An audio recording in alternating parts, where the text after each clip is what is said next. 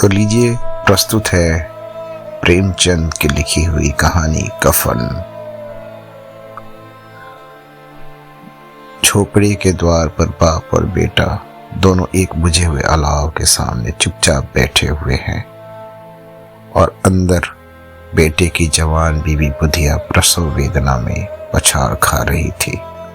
रह रह कर उसके मुंह से ऐसी दिल हिला देने वाली आवाज निकलती थी कि दोनों का कलेजा थाम लेते थे।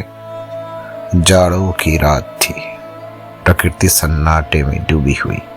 सारा गांव अंधकार में लय हो गया था। घीसू ने कहा, मालूम होता है बचे कि नहीं। सारा दिन दौड़ते हो गया, जाके देख तो आ। माधव चिढ़कर बोला, मरना ही है तो जल्दी क्यों नहीं मर जाती। देख कर क्या करूं। घीसू बोला, तू बड़ा बेदर्द है बे। साल भर जिसके साथ सुख चैन से रहा, उसी के साथ इतनी बेवफाई। माधव, तो मुझसे तो उसका तड़पना और हाथ पैर पटकना नहीं देखा जाता।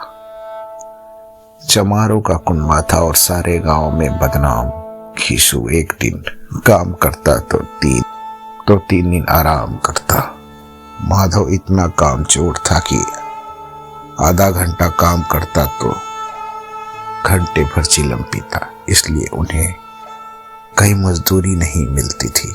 घर में मुट्ठी भर भी अनाज मौजूद हो तो उनके लिए काम करने की कसम थी। जब 2-4 फाके हो जाते तो घीसू पेड़ पर चढ़कर लकड़ियां तोड़ लाता और माधव बाजार में बेच लाता। और जब तक वो पैसे रहते, दोनों इधर उधर मारे फिरते। गांव में काम की कमी न थी। किसानों का गांव था। मेहनती आदमी के लिए 50 काम थे, मगर इन दोनों को उसी वक्त बुलाते जब 2 आदमियों से एक काम पाकर भी संतोष कर लेने के सिवा और कोई चारा ना होता। अगर दोनों साधु होते तो उन्हें संतोष और धैर्य के लिए संयम और नियम की बिल्कुल जरूरत ना होती। ये तो इनकी प्रकृति थी। विचित्र जीवन था इनका। घर में मिट्टी के 2-4 बर्तन के सिवा कोई संपत्ति नहीं। फटे चिथड़ों से अपनी नग्नता को ढाके हुए जिए जाते थे। संसार की चिंताओं से मुक्त, कर्ज से लदे हुए, गालियों भी खाते, मार भी खाते, मगर कोई गम नहीं। दिन इतने की वसूली की बिल्कुल आशा न हो, न रहने पर भी लोग इन्हें कुछ न कुछ कर्ज दे देते थे। मटर आलू की फसल दूसरों के खेतों से मटर या आलू उखाड़ लाते और भून भान कर खा लेते, या 10-5 उखाड़ लाते और रात को चूसते। घीसू ने इसी आकाशवृत्ति से 60 साल की उम्र काट दी और माधव भी सपूत बेटे की तरफ बाप की ही पद चिन्हों पर चल रहा था, बल्कि उसका नाम और भी उजागर कर रहा था। इस वक्त भी दोनों अलाव के सामने बैठकर आलू भून रहे थे, जो कि किसी खेत से खोद लाए थे। घीसू की स्त्री का तो बहुत दिन हुए देहांत हो गया था। माधव का ब्याह पिछले साल हुआ था।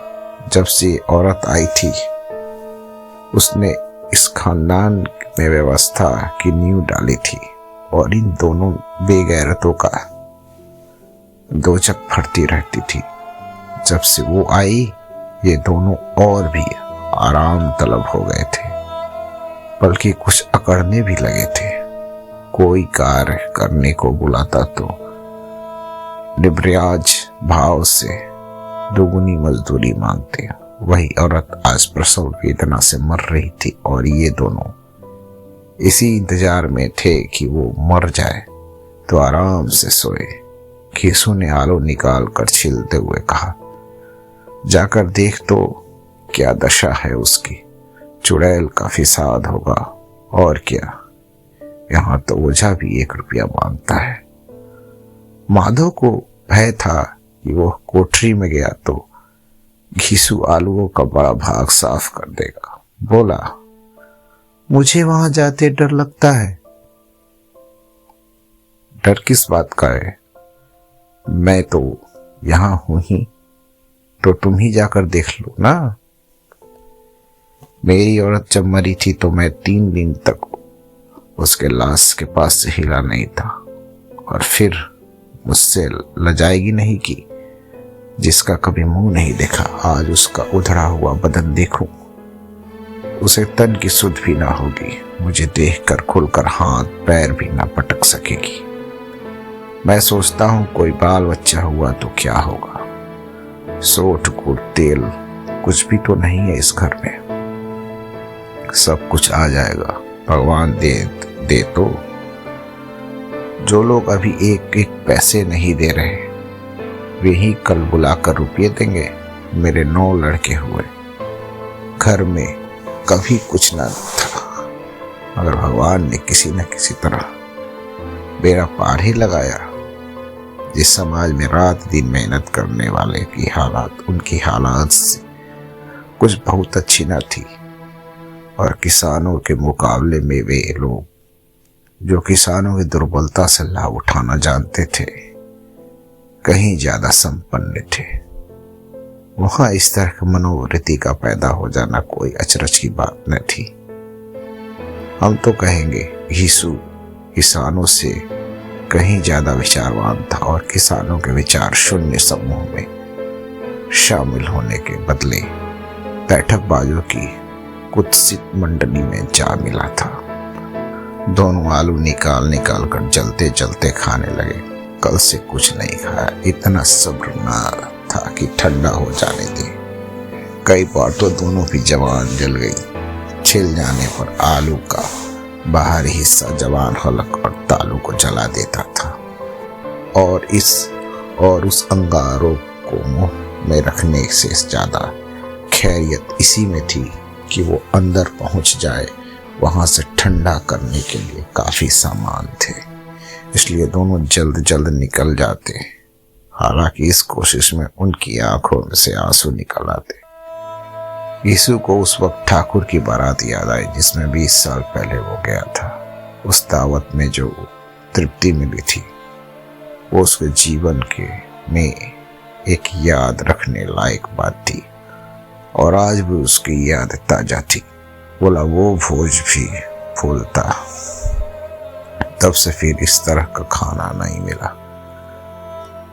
लड़की वालों ने सबको भर पेट पूरियां खिलाई थी, सबको छोटे बड़े सबने सूखे साग, एक रस्सेदार तरकारी, दही, चटनी, मिठाई। अब क्या बताओ कि उस भोज में क्या स्वाद मिला। कोई रोक टोक नहीं थी, जो चीज चाहो मांगो, जितना खाओ। लोगों ने ऐसा खाया कि किसी से पानी ना पिया गया, मगर परोसने वाले हैं कि पत्तल में गर्म गर्म गोल गोल सुवासित कचौड़ियां डाल देते थे। माधव ने इन पदार्थों का मन ही मन मजा लेते हुए कहा, अब हमें कोई ऐसा भोज नहीं खिलाता। अब कोई क्या खिलाएगा? वो जमाना दूसरा था। अब तो सबको किफायत सूझती है। शादी ब्याह में मत खर्च करो, क्रियाकर्म में मत खर्च करो। पूछो गरीब की माल बटोर कर कहाँ रखोगे? बटोरने में तो कमी नहीं है, हाँ खर्च में किफायत सूझती है। तुमने 20 पूरियां खाई होगी, 20 से ज्यादा खाई थी। मैं 50 खा जाता। 50 से कम मैंने ना खाई होगी। अच्छा पका था। तू तो मेरा आधा ही भी नहीं है। तू तो मेरा आधा भी नहीं है। आलू खाकर दोनों ने पानी पिया और वहीं अलाव के सामने अपनी धोतियां ओढ़कर पांव पेट में डालकर सो गए, जैसे 2 बड़े बड़े अजगर गेड़ुआ लिए मारे पड़े थे, और बुधिया अभी तक करा रही थी। सवेरे माधव ने कोठरी में जाकर देखा तो उसकी स्त्री ठंडी हो गई थी और उसके मुंह पर मक्खियां भिनक रही थी। पथराए हुई आंखें ऊपर टंगी हुई थी, सारी देह फूल से सारी देह धूल से लथपथ हो रही थी। उसके पेट में बच्चा मर गया था। माधव भागा हुआ भीषु के पास गया और फिर दोनों जोर जोर से हाय हाय करने और छाती पीटने लगे। पड़ोस वालों ने ये रोना धोना सुना तो दौड़ते हुए आए और पुरानी मर्यादा के अनुसार इन अभावों को समझाने लगे, मगर ज्यादा रोने पीटने का अवसर न था। कफन की और लकड़ी की फिक्र करनी थी। घर में तो पैसा इस तरह गायब था जैसे चील के घोंसले में मांस। बाप बेटे रोते हुए गांव के जमींदार के पास गए। इन दोनों की सूरत से नफरतें करते थे। कई बार इन्हें अपने हाथों से पीट चुके थे। चोरी करने के लिए, वादे पर काम ना करने के लिए। पूछा, क्या हुआ बे घिसू, क्या हुआ बे घिसुआ, रोता क्यों है? अब तो तू कहीं दिखलाई भी नहीं देता। मालूम होता इस गांव में रहना नहीं चाहता। घिसू ने जमीन पर सिर रखकर आंखों में आंसू भरे हुए कहा, सरकार बड़ी विपत्ति में हूं। माधव की घरवाली रात को गुजर गई। रात भर तड़पती रही सरकार। हम दोनों उसके सिरहाने बैठे रहे। दवा दारू जो कुछ हो सका सब कुछ किया। मुदा वो हमें दगा दे गई। अब कोई एक रोटी देने वाला भी नहीं रहा। मालिक तबाह हो गए, घर उजड़ गया। आपका गुलाम हूं। अब आपके सिवा कौन उसकी मिट्टी पार लगाएगा? हमारे हाथ में जो कुछ था वो सब तो दवा दारू में उठ गया। सरकार की दया होगी तो उसकी मिट्टी उठेगी। आपके सिवा किसके द्वार पर जाऊं? जमींदार साहब बड़ी ही दयालु थे, मगर घिसू पर दया करने, काले कंबल पर रंग चढ़ाना था। जी में तो आया वो कह दे कि चल दूर हट यहां से। यो तो बुलाने से भी नहीं आता। आज जब गरज पड़ी तो आकर खुशामद कर रहा है। हरामखोर कहीं का बदमाश। लेकिन ये क्रोध का दंड देने का अवसर न था। जी में कुटते हुए 2 रुपये निकाल कर फेंक दिया, मगर सांत्वना का एक शब्द मुंह से ना निकला। उसकी तरफ ताका तक नहीं, जैसे सिर का बोझ उतरा हो। जब जमींदार साहब ने 2 रुपया दिए तो गांव के पनिया महाजनों को इनकार का साहस कैसे होता। यीशु जमींदार का नाम ढिंढोरा भी न जानता था। किसी ने 2 आने, किसी ने 4 आने। 1 घंटे में यीशु के पास 5 रुपए की अच्छी रकम जमा हो गई। कहीं से अनाज मिलेगा, कहीं से लकड़ी, और कहीं दोपहर को घिसू और माधव बाजार में कफन लाने चले। इधर लोग बांस वास काटने लगे। गांव वालों की नर्म दिली स्त्रियां आकर लाश देखती तो उसकी बेकसी पर 2 बूंद आंसू भी गिराकर चली जाती। बाजार में पहुंचकर घिसू बोला, लकड़ी तो उससे जलाने भर को मिल गई। क्यों माधव? माधव बोला, हाँ लकड़ी तो बहुत है, अब कफन चाहिए। तो चलो कोई हल्का सा कफन ले लो। हाँ और क्या, लाश उठाते उठाते रात हो जाएगी। रात को कौन कफन देखता है? कैसा बुरा रिवाज है, जिसे जीते जी तन ढकने को चीथड़ा भी ना मिले उसे मरने पर नया कफन चाहिए। कफन लाश के साथ जल ही तो जाता है। और क्या रखा है, यही 5 रुपये तो ही मिले हैं। कुछ दवा दारू ले तो कुछ दवा दारू, ये तो कुछ, यही 5 रुपये पहले मिलते तो कुछ दवा दारू कर लेते।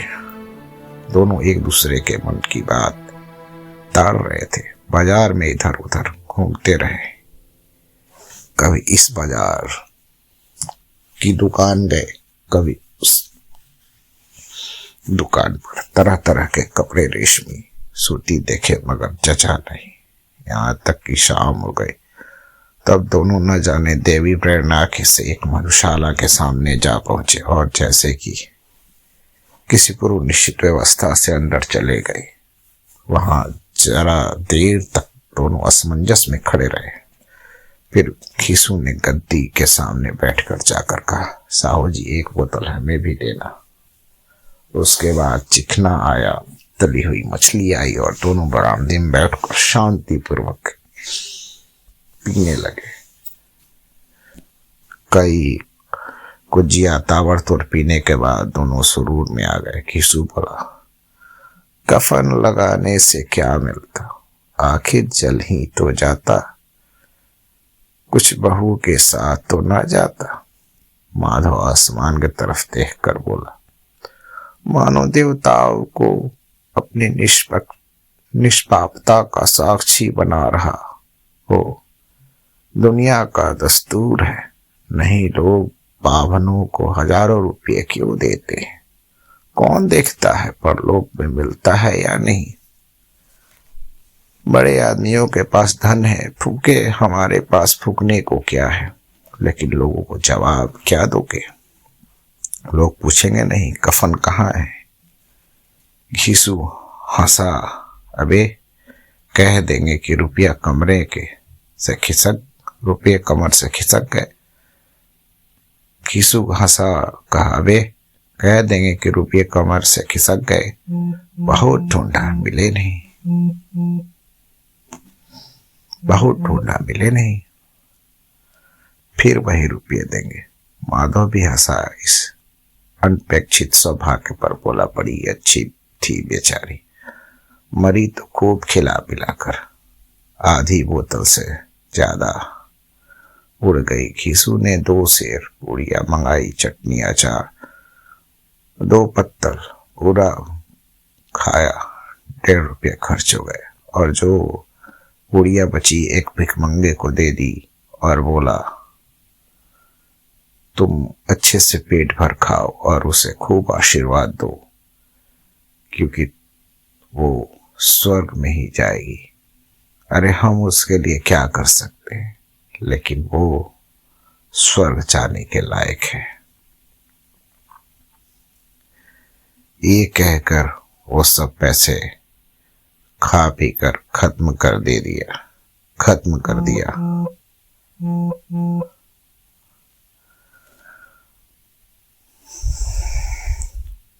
और गांव वालों ने इंतजार करते करते अपने पैसों से उसकी घीसू की पत्नी का सारा अंतिम संस्कार किया।